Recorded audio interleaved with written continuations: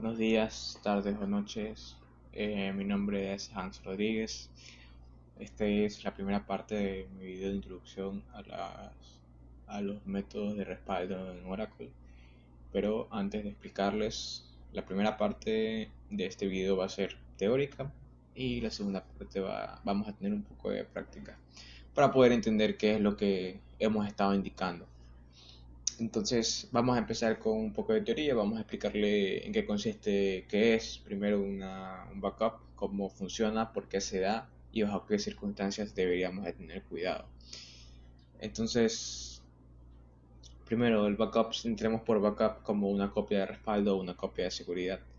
Eh, para hacer un backup no es que simplemente se lo hace y ya, no, hay que planificar por qué se lo hace, por qué deberíamos hacerlo y cada cuándo hay que hacerlo. Entonces hay que planificar qué errores se tienen que hace que tengamos que usar respaldos.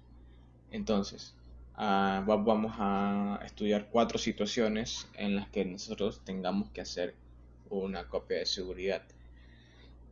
Tenemos primero las físicas, que son las que son causadas por el fallo del hardware.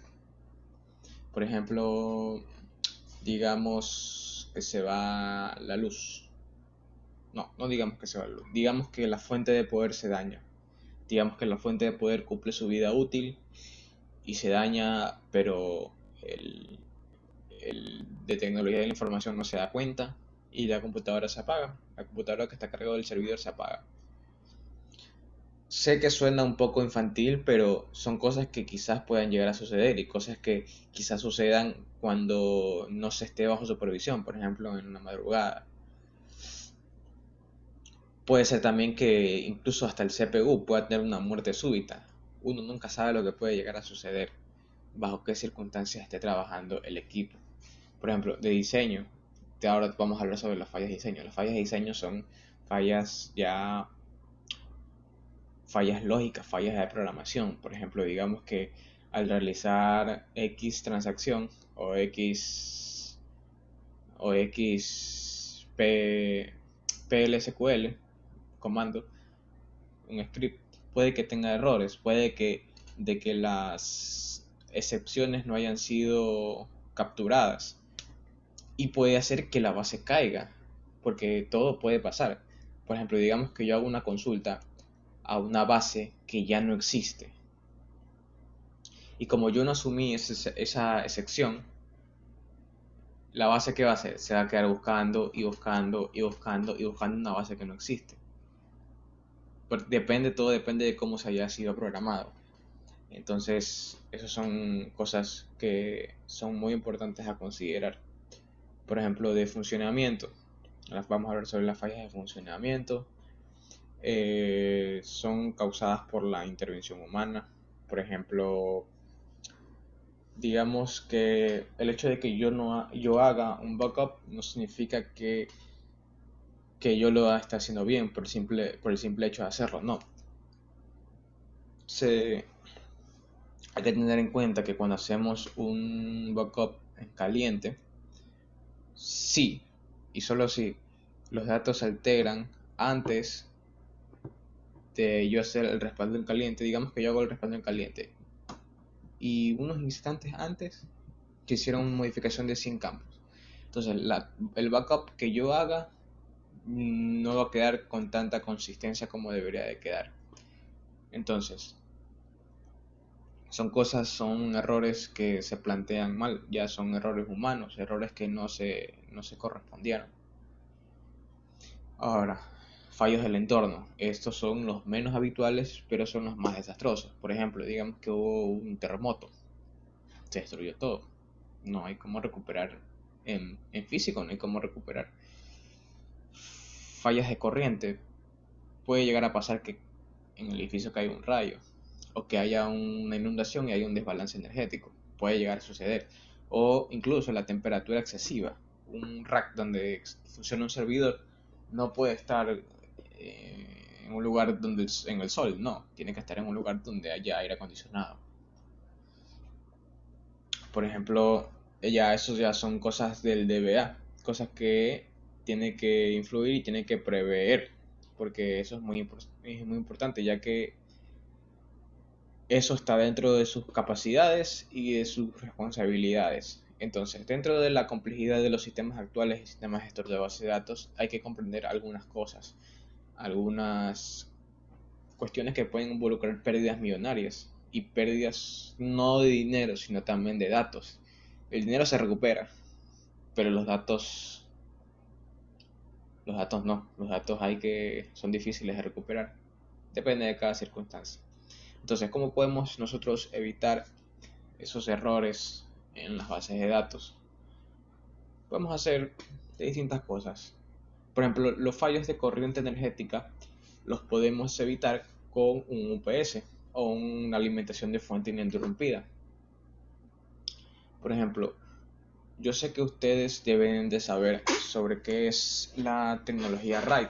La tecnología RAID es como una especie de espejo que replica, es como un clon del disco.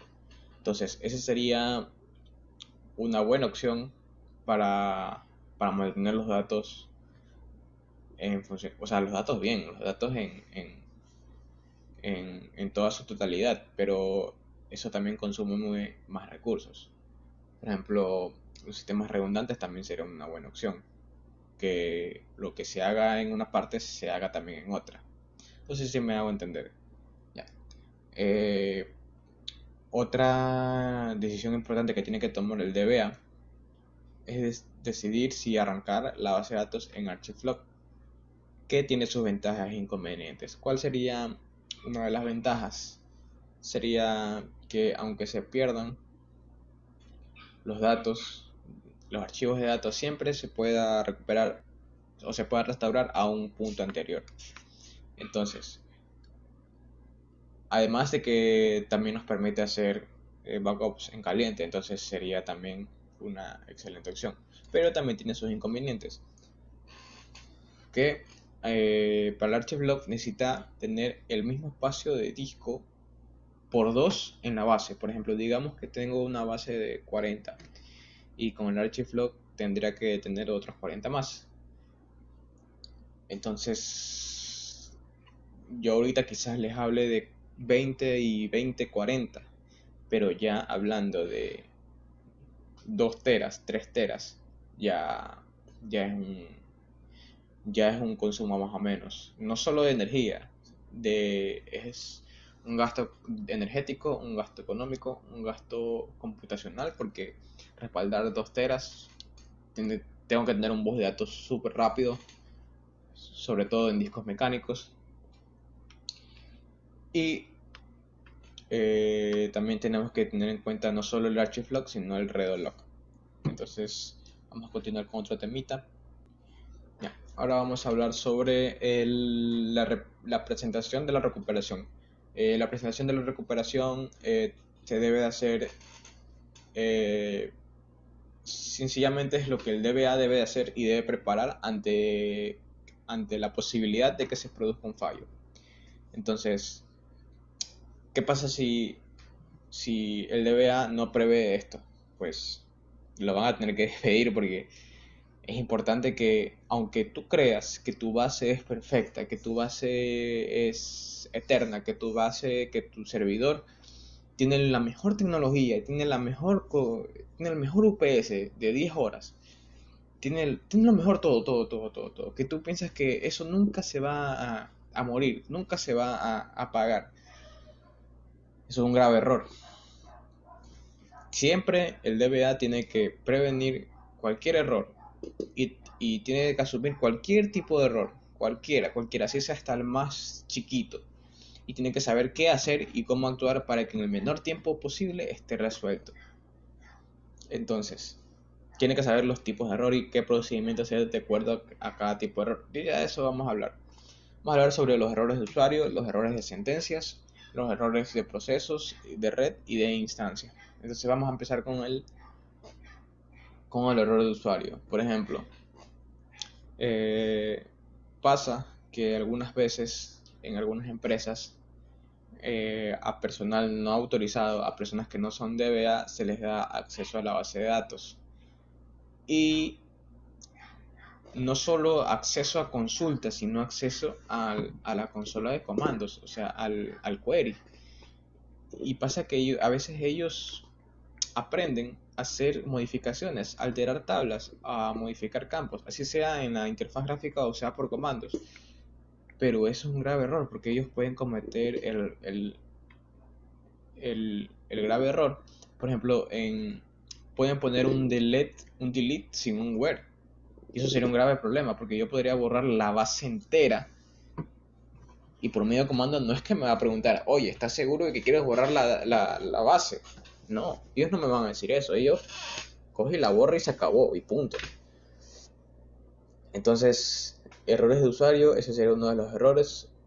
Otro sería, por ejemplo, eh, consultas múltiples. Eso ya depende ya de también los recursos que tenga el sistema, pero eh, puede que se abran muchas instancias o puede que el DBA no contemple de que, por ejemplo, regular los tiempos de sesión de un usuario. Por ejemplo, yo puedo tener un sistema gestor de base de datos para que ellos consulten datos de, qué sé yo, del registro civil.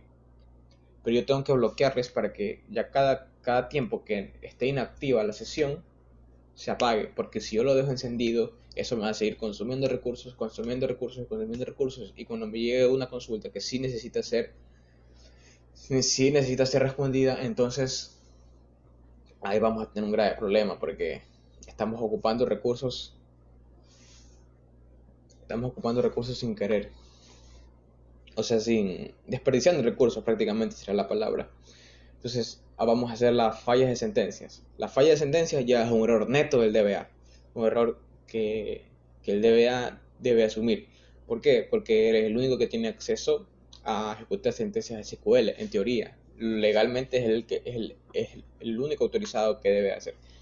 Por ejemplo, digamos que el DBA intente acceder a una tabla que no existe.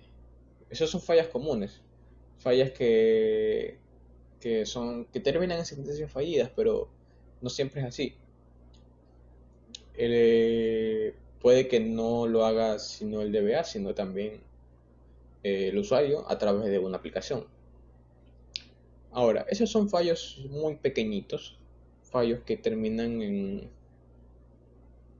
a lo muy grave terminan en una congestión de un minuto, que terminan que hacen que la base no caiga.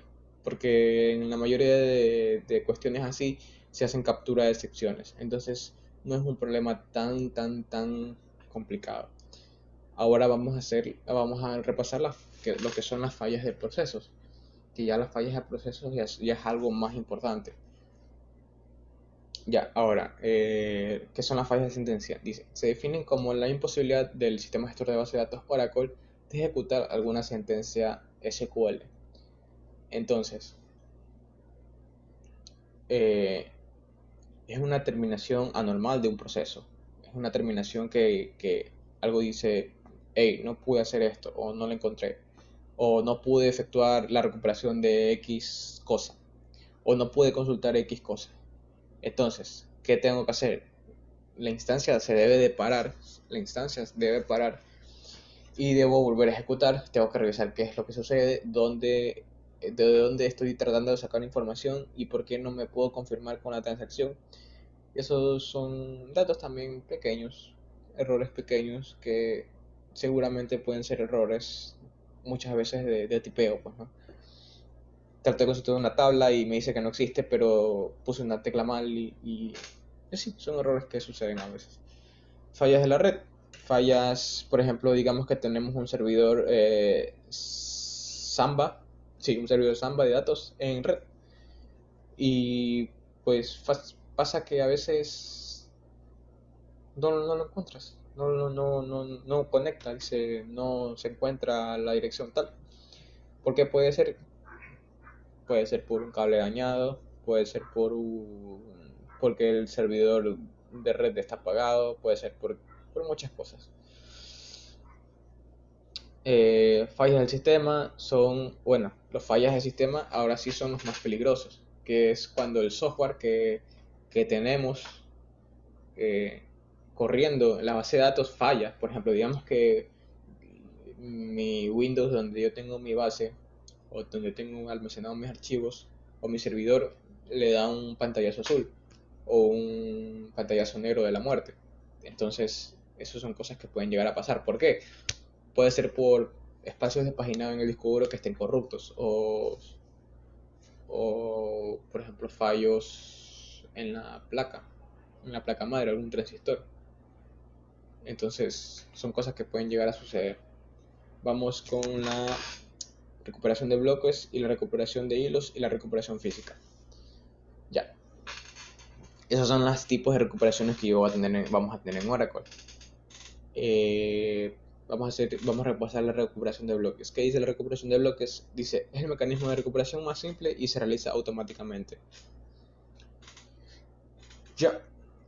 ¿Cómo les explico esto? Esto es prácticamente cuando necesito copiar. Cuando ellos se refieren a bloques, se refieren a archivos de paginado de una base de datos. Entonces, ¿qué tengo que hacer? Tengo que, cuando no hayan procesos, se ejecute una copia y listo. Ya eso es todo. Es la forma más sencilla de explicarlo. Ahora, vamos a hacer lo que es la recuperación en hilos. Entonces, ¿qué es un hilo de ejecución? Un hilo de ejecución es algo que se ejecuta, como puedo decirlo, en tiempo real. Es algo que se está ejecutando en ese momento. Entonces, ¿qué es lo que hace Oracle? Restaurar o recuperar bloques de datos modificados de ese hilo, almacenados en caché. Y cerrando el hilo anterior y abriendo un hilo nuevo, cuando la base de datos se vuelva a levantar. Entonces, vamos con la recuperación física. ¿Cuál es la recuperación física? Listo, cuando nosotros le damos hacer backup y nos deja un archivo respaldo.backup. Entonces, yo ese archivo backup lo cojo y lo pongo acá, le digo import este archivito, importame todo lo que tengo aquí y ya listo. Esa sería la recuperación física. Ojo, no confundir con la recuperación de copiar de clonar un disco duro, no, todavía no vamos por eso. Entonces vamos a ver el diseño de las bases de datos y las reglas básicas del backup. Ya, ahora sí, como les iba diciendo, vamos a repasar el diseño de las bases de datos y las reglas básicas del backup. Antes de nada es muy importante entender ciertas reglas que determinan la situación de los archivos y otras consideraciones que afectan al backup. Por ejemplo, es recomendable almacenar los archivos en read log en disco y luego copiarlos a la cinta. Me refiero a la cinta a otro disco duro. Entonces, pero siempre a un disco diferente, porque sería tonto tener un disco dañado y hacer un respaldo en el mismo disco. O sea, no tiene sentido. Siempre hay que acelerar las reparaciones en mejores dispositivos. Por ejemplo, podemos migrar de un disco mecánico a un disco sólido, aunque esto cueste más dinero. Ahora, ¿qué más tenemos que tener en cuenta? Ya, que la estructura del sistema de archivos sea la misma en el disco de origen que en el disco destino. Entonces vamos a repasar otro temita por acá. Ya, entonces vamos a repasar sobre lo que es el respaldo en caliente. Creo que no está contemplado en este diapositivo que tenemos aquí, pero bueno, no importa. Yo les voy a explicar de qué se trata el respaldo en caliente a más profundidad. Un respaldo en caliente, o también llamado el respaldo dinámico, se dice dinámico porque es una copia de seguridad que se realiza a pesar. Vamos a buscar por aquí. Respaldo en caliente. Respaldo en caliente. Una imagen referencial nada más. Uy, no, esto no es. Ya. Dice, a pesar de que los datos, ya, listo. Entonces, ¿qué tenemos nosotros contemplado como un respaldo en caliente? Tenemos contemplado que se da mientras la base de datos y sus aplicaciones dependientes están en funcionamiento, o sea, como decirlo, sobre la marcha. Entonces podrían estar en ese momento en estado de actualización y no va a poder hacer nada. No requieren tiempo de inactividad y es más eficiente hacerlo en las horas pico porque no voy a detener nada ni voy a apagar nada. Pero eso también obviamente no es todo color de rosa, también tiene sus riesgos. Por ejemplo, si los datos se alteran mientras se está realizando una actualización, obviamente el respaldo no va a quedar tan consistente como debería de quedar con el estado final. Por ejemplo, ¿qué pasa si la recuperación de datos se hace de manera necesaria? Por ejemplo, después de una caída del sistema, la inconsistencia debe ser resuelta. La base de datos de Oracle persevera la integridad de los datos mediante la creación de un denominado registro para rehacer antes de realizar un respaldo en caliente. O sea, ¿cómo? Tengo que hacer un respaldo de un respaldo o algo así. Ya. Ahora, la falla más importante de estos respaldos, que el rendimiento del sistema va a caer y va a caer muchísimo. Una, porque la base tiene que estar funcionando. Y la segunda es porque va a estar ocupando muchísimo espacio en disco, muchísimo funcionamiento del disco en hacer el respaldo. Y eso alenta todita la producción. Entonces, esas son cosas que, que, que el usuario se va a dar cuenta. Se va a dar cuenta que tiene una especie de desaceleración en la red o en el sistema. Entonces, esos son temas muy importantes, o sea, son aspectos muy importantes a tomar en cuenta. Ya, listo. Entonces vamos a seguir con lo que es el respaldo en frío, que a diferencia del respaldo en caliente ya tiene sus ventajas y sus desventajas también. Pero antes de explicarles cómo funciona, tengo que decirles cuáles son los ficheros importantes a considerar, o sea, qué son los archivos a los cuales se les asignan las funciones específicas. Son los data files, los log files, los control files y los parameter files. Entonces, ¿qué son los data files? Los data files son los que tienen almacenados todos los datos de las tablas, los campos, los clústeres, los índices. Prácticamente donde está toda la información importante. Entonces son los que están encargados de mantener la información en pie. ¿Qué son los log files? Los log files son donde están almacenadas todas las transacciones que nosotros realizamos. Y los control files son los que almacenan la estructura física de la base de datos, cómo está constituida, los tipos de datos y cosas así, etc. Y los parameter files son los datos de ficheros de inicialización de las instancias. Entonces ellos tienen los datos para iniciar las instancias de la base de datos, para los control log files y así. Para más tema de inicialización, más que otro tema. Ya, entonces, ¿cómo es el backup en frío? Lo que hace es una copia de una base de datos cuando esta no esté disponible al usuario. Y esta es la mayor desventaja. La mayor desventaja es que yo tengo que inhabilitar la base de datos, cerrarla por un momento y también tengo que cerrar sus dependencias porque la base de datos es la base de datos, pero hay aplicaciones externas que quizás le hagan consultas, le hagan modificaciones y todas esas aplicaciones no van a tener cómo funcionar si no está la base de datos activa. Entonces, les voy a ingresar los comandos.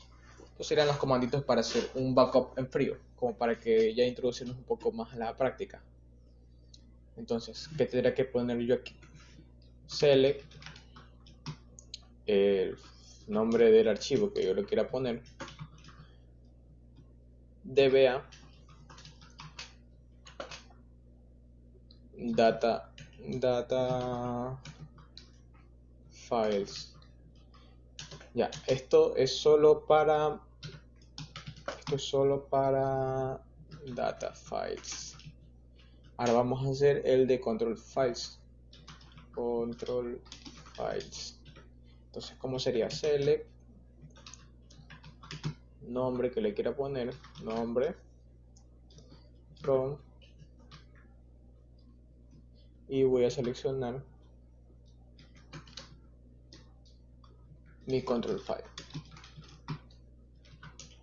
Ya, entonces así quedaría. Ahora vamos con el log file. Select nombre que le quiera poner, nombre 2 from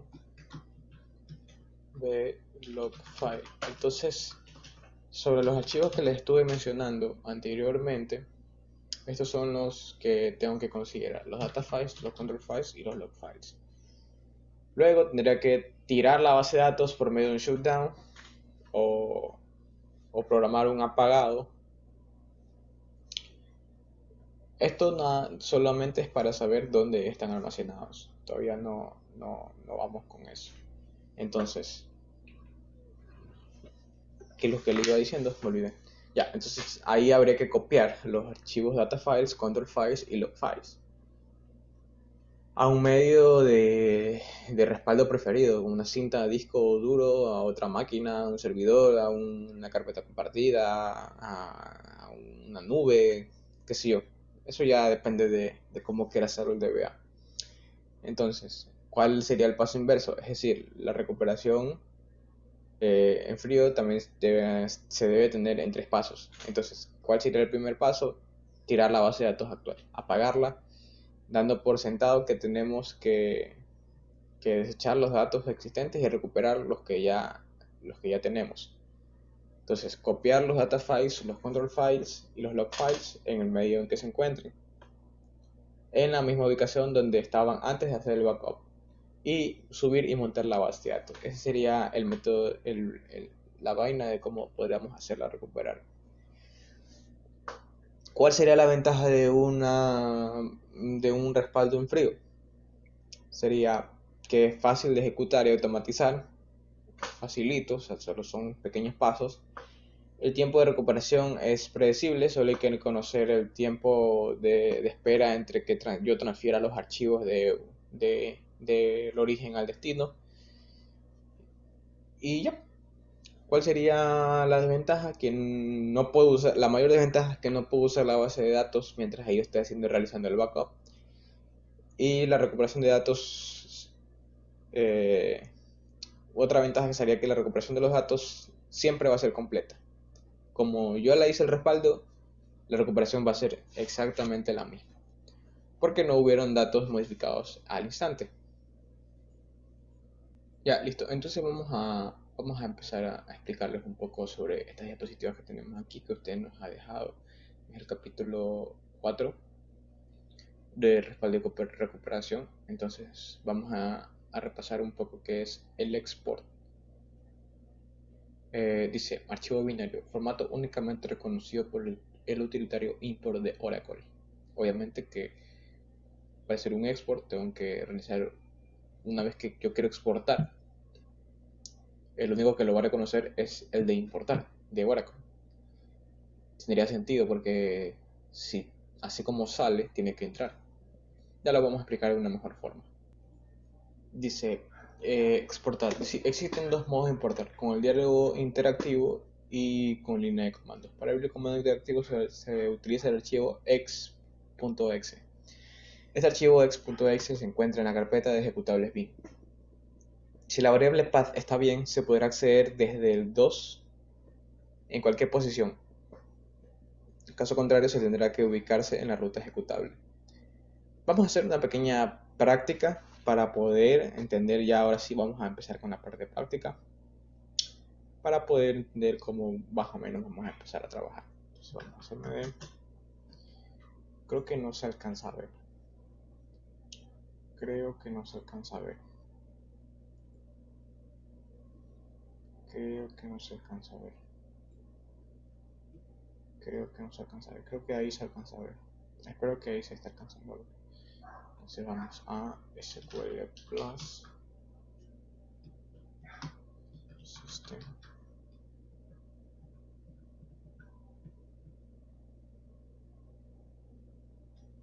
Sys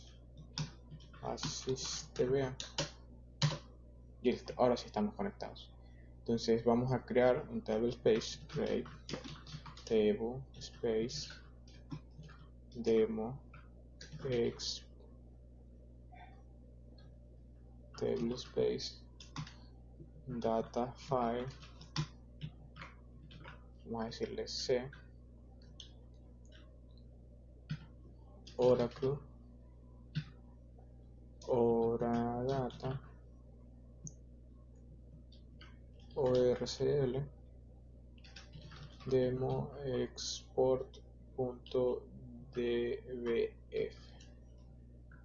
size 10M. Ya, dice que hay un error, dice error de creación de archivo, no se puede crear archivo, no puede encontrar. Ya, listo, ya vamos a revisar. Ya, listo, habíamos tenido inconvenientes con mi Windows porque había un fallo entre las versiones, pero bueno, vamos a continuar con la práctica. Entonces, lo que hemos hecho aquí hasta ahora es, vamos a hacer un export, pero primero creamos un table space y ahora vamos a crear un usuario. Entonces vamos a hacer create user demo exp identified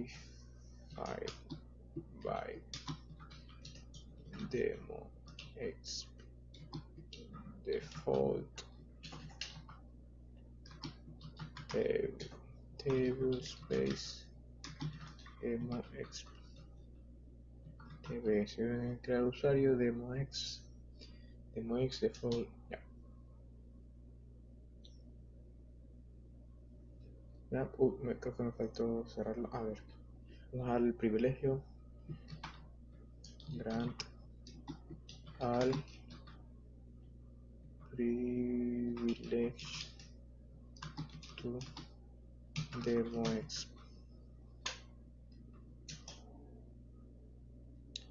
root at that line to demo exp grant. Vamos a ver qué error hemos cometido aquí.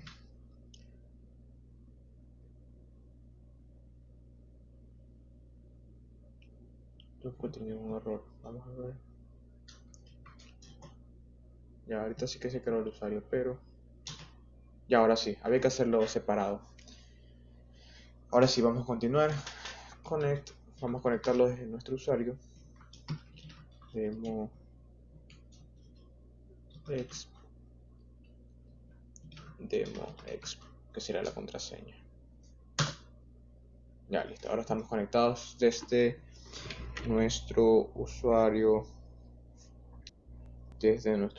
principal. Ya, entonces vamos a crear create table tabla 01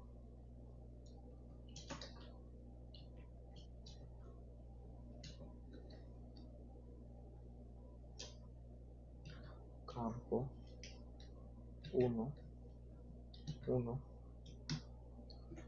number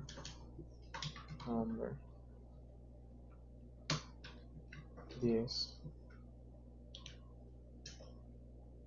campo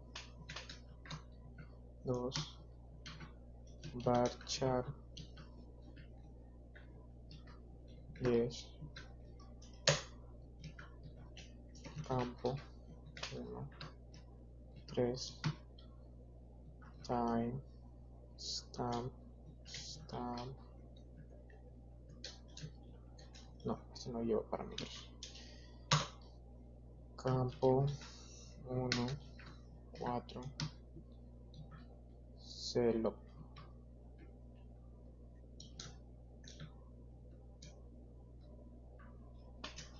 Ya. Entonces creamos esta tablita. Vamos a crear un índice. Create unique index tabla 01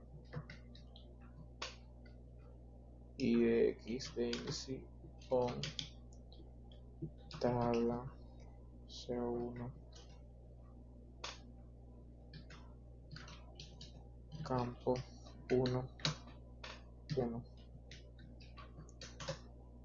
creamos un índice y vamos a crear otra tablita. create tabla table tabla 2 campo 2 1 nombre 10 campo 2 2 varchar 2 10 y terminamos aquí. Que estamos bien, ya listo. Entonces vamos a crear otra tabla. Ahora vamos a ingresar valores en estas tablas,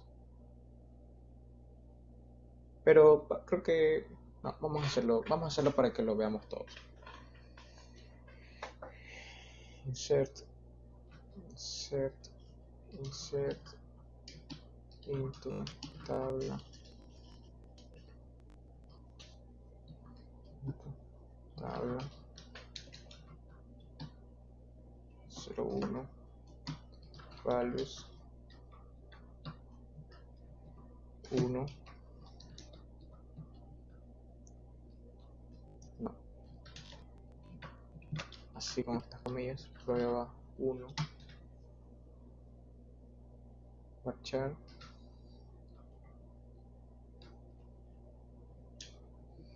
sysdate, la fecha del sistema, y el selof es un dato muy grande, un campo muy largo que lo vamos a dejar con un 2. Vamos a ponerle campo clock 1.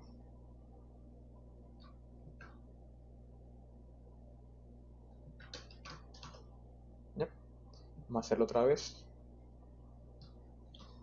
Te vamos a ponerle 2. Prueba 2. Sysdate campo clock 2. Vamos a crear 8. 3 3 3 4 4 4 5 5 y 5 6 6 6 7 7 7 uno más 8 8 y 8. Ya, para recapitular, ¿qué es lo que hemos hecho aquí? Hemos creado un table space, hemos creado un usuario y hemos logueado desde ese usuario, hemos creado un índice y hemos creado dos tablas. Ahora, ya hemos llenado la tabla 1 y ahorita vamos a llenar la tabla 2. Entonces vamos a hacer insert into tabla 02 tabla 02 values 1. Aquí solo eran dos campos, así que vamos a ahí, prueba 2.1. Dice que no existe, creo que era tabla 2.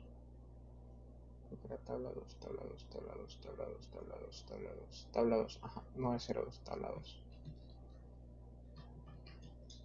Ahora sí, prueba 2.2, prueba 2.3. Aquí nos equivocamos. Aquí nos equivocamos en el primer campito. Ya lo arreglo. Ya, listo. Vamos a hacerlo otra vez. Tabla 2, prueba 2.1.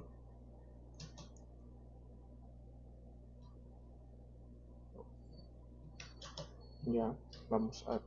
Ahí está el error. 2, prueba 2.2. 3, prueba 2.3. 4, prueba 2.4. 5, prueba 2.5.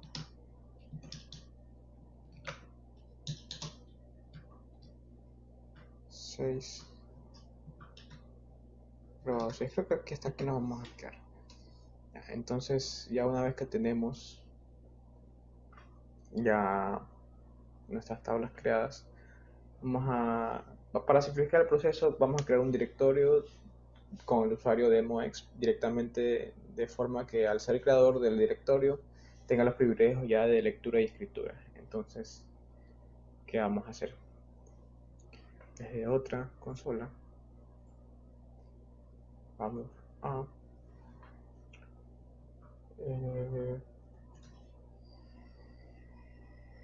de un momento, no recuerdo dónde lo guardé. Ya, listo.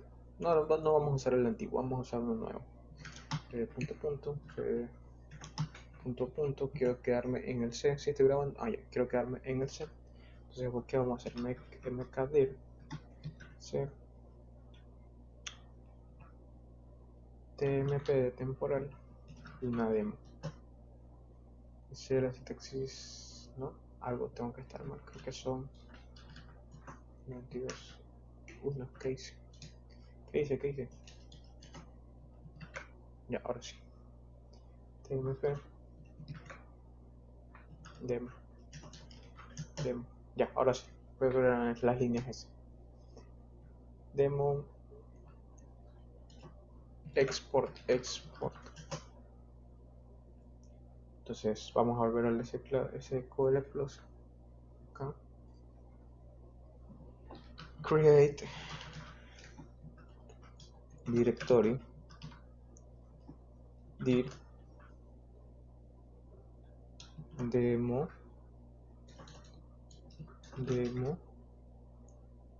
x dmp as c. Creo que sí va así. tmp, vamos si funciona. Esta es la ruta que especificamos. Demo export. Ya, entonces creamos el directorio. Ahora voy a explicarles el comando xpd. Como comentamos en la introducción, Data Pump Export es la herramienta de Oracle que nos va a permitir realizar los exports. Entonces, tengo que usar los parámetros de la siguiente forma: por línea de comandos pasados al parámetro xpd, mediante los ficheros de parámetros y mediante la interfaz de comando interactivo. Esas son las formas que tengo de realizar el respaldo. Entonces, vamos a hacer la segunda forma, estableciendo un fichero de parámetros, y para hacer el del modo recomendado no vamos a crear filtros para indicarle al xpd que los parámetros que vamos a utilizar van a estar en un par file, en un fichero de parámetros. Entonces, ¿qué tendríamos que hacer? Vamos a crear un fichero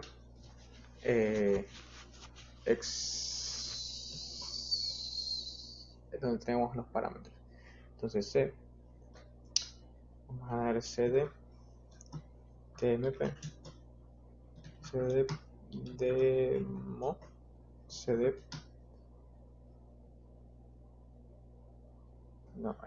xpd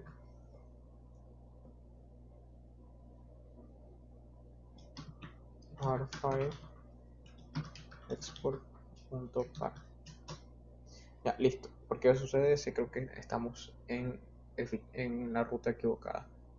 Ya, listo. Entonces lo que les mencioné que íbamos a hacer era crear un archivo de export.par donde vamos a establecer los parámetros de respaldo. Entonces vamos a hacer user ID.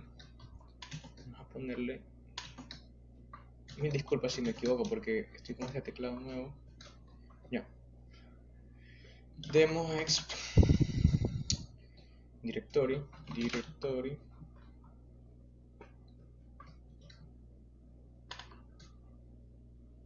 dir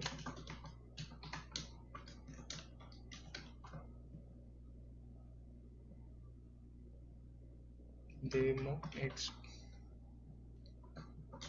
Habíamos dicho que era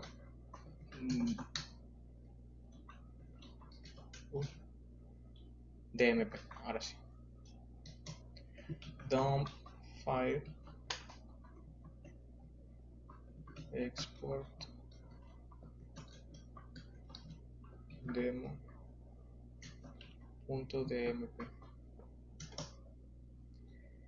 log file export.log. ¿Dónde íbamos a almacenar esto? En la carpeta demo que habíamos creado anteriormente. Entonces vamos a darle en guardar como pc local c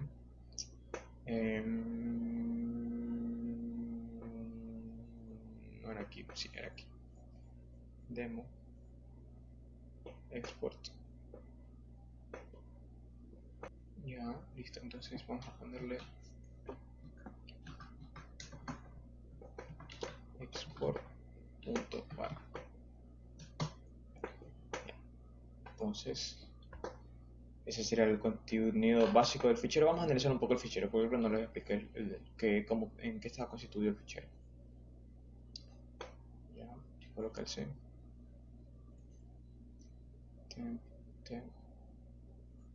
tmp acá,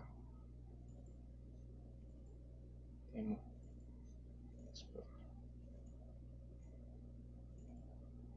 Ya, entonces, ¿qué va a hacer user ID? User ID va a ser el usuario que va a realizar la exportación. En este caso somos nosotros, que somos demo exp. El directorio va a ser el directorio, el objeto directory que fue el que creamos en Oracle y que apunta al directorio donde vamos a exportar el fichero. Dump file va a definir el nombre del fichero que va a tener el archivo de importación. Log file va a definir el fichero que va a definir las trazas de exportación del fichero para emplear la exportación. Entonces, XPD soporta los siguientes métodos de exportación.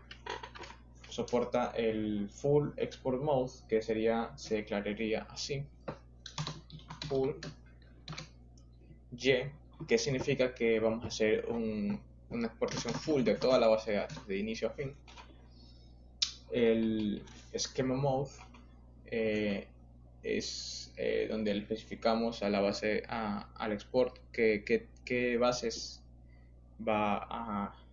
qué esquemas va a exportar. Quiero exportar un esquema o dos esquemas o tres esquemas, pero como creo que vamos a hacer el de full, no vamos a tener problemas. Entonces también existe el tape mode, que en vez de los esquemas, va a seleccionar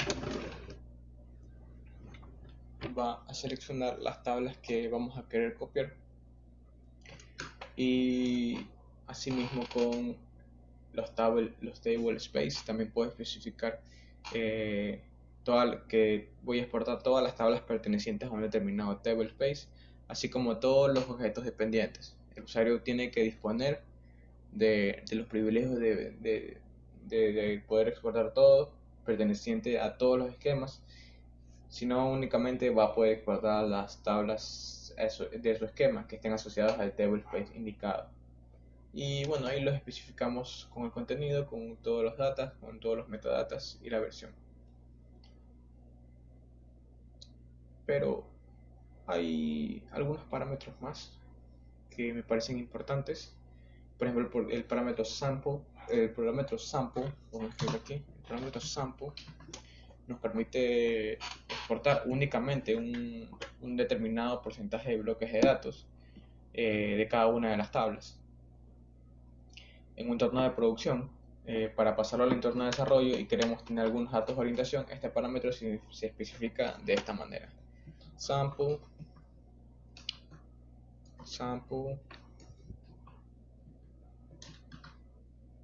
esquema, que sería nuestra basecita, tabla, le especifico el rango y el porcentaje. Entonces eso sería más o menos que, digamos que quiero coger una parte nada más de la base de datos, no en su totalidad.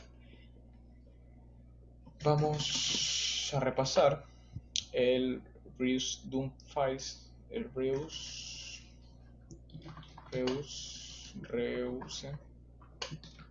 dump files. Con ese parámetro podemos indicar si queremos sobreescribir o no los ficheros de dump anteriores. Por ejemplo, digamos que ya hice yo un export anterior y quiero borrar los que ya tenía. Entonces con eso yo le pongo reuse, con este comando reuse dump files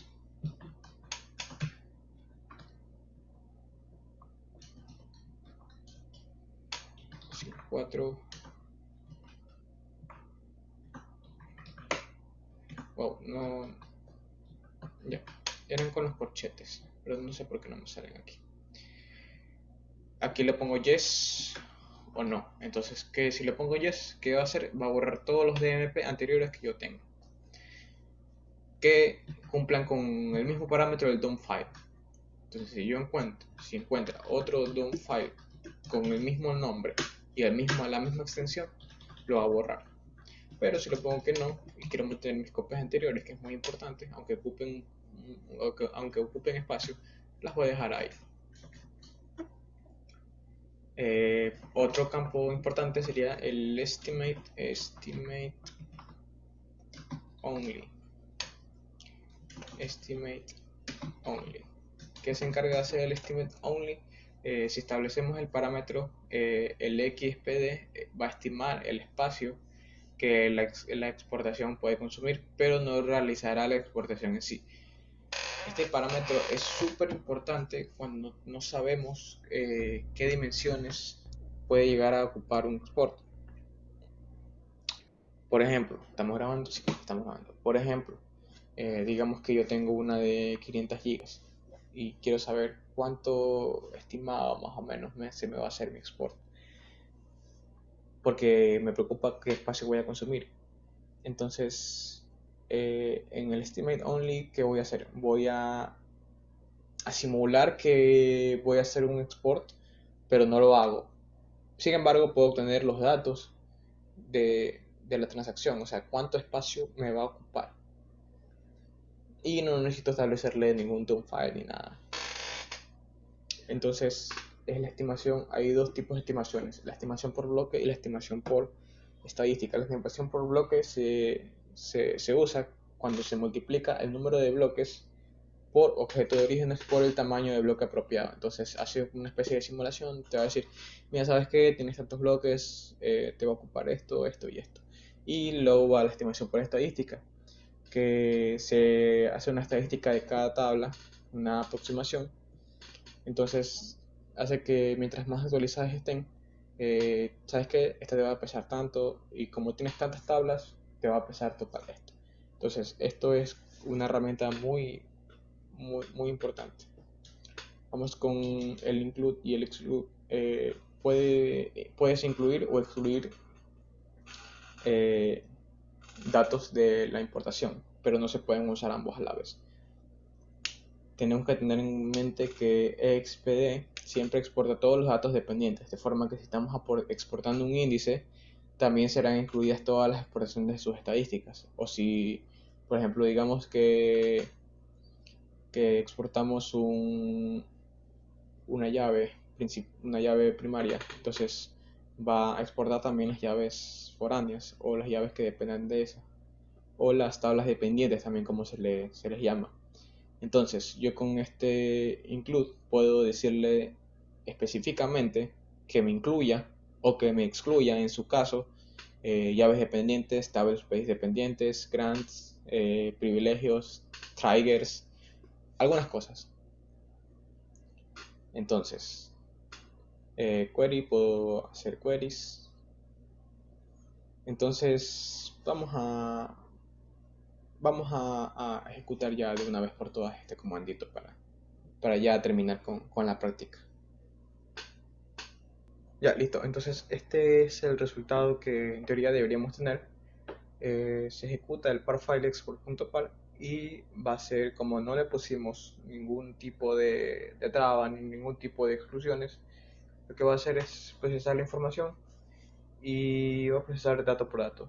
Primero vas a procesar los esquemas, las tablas, los índices, los constraints, iba a hacer indexación por estadística, iba a exportar. Entonces nos va a dejar un archivo demox.sys y nos va a dejar el export demo.dmp. Entonces eso sería la práctica del día de hoy. Vamos a explicarles para finalizar ya de una vez que XPD dispone de dispone de otros dispone de otros parámetros que permiten entre otras cosas establecer la comprensión de los datos y la encriptación, que solo lamentablemente están disponibles en las versiones Enterprise de Oracle. También existe la posibilidad de especificar varios ficheros de exportación indicando el tamaño máximo o mínimo que tenemos, incluso para realizar la exportación empleando varios trabajos en paralelo. Pero eso ya son cosas más avanzadas que deberíamos de repasar en la documentación oficial de Oracle. Entonces eso sería todo por mi parte el día de hoy. Creo que no quedan dudas.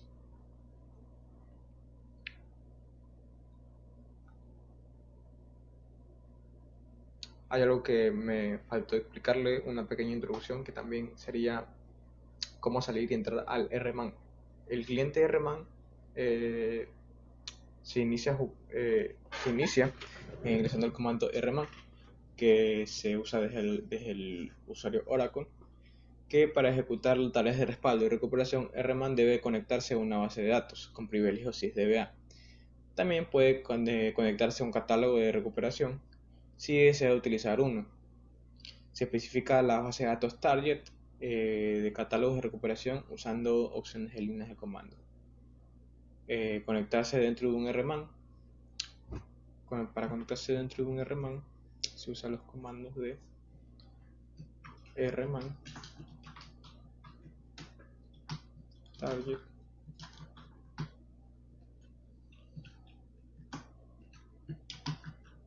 catalog usuario catalog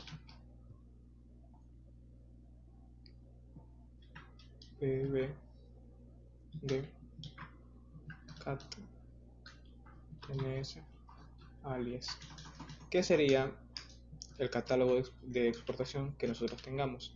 Pero eso ya es una herramienta un poco más avanzada, cosa que solo por tema conceptual quería explicarles, pero no es de gran, bueno, sí es de gran ayuda, pero en este caso no, solo era una exportación simple, una exportación sencilla, como para explicarles toda la teoría que hemos explicado el día de hoy.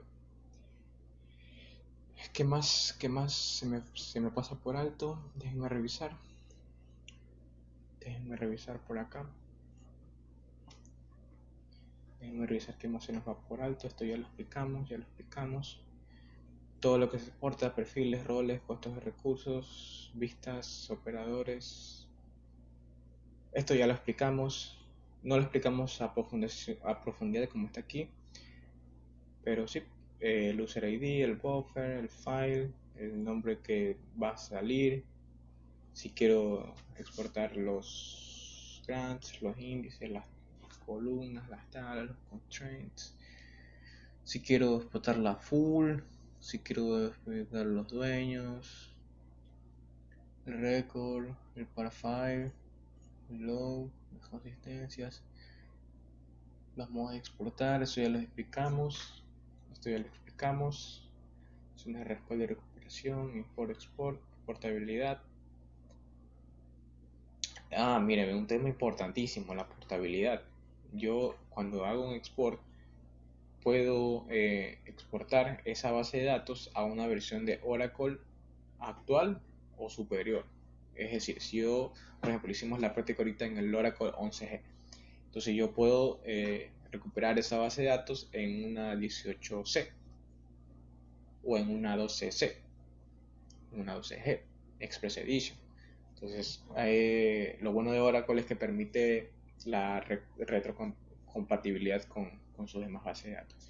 Y bueno, eso es todo por el día de hoy. Espero que les haya sido de ayuda mi explicación y les quedo agradecidos. Muchas gracias.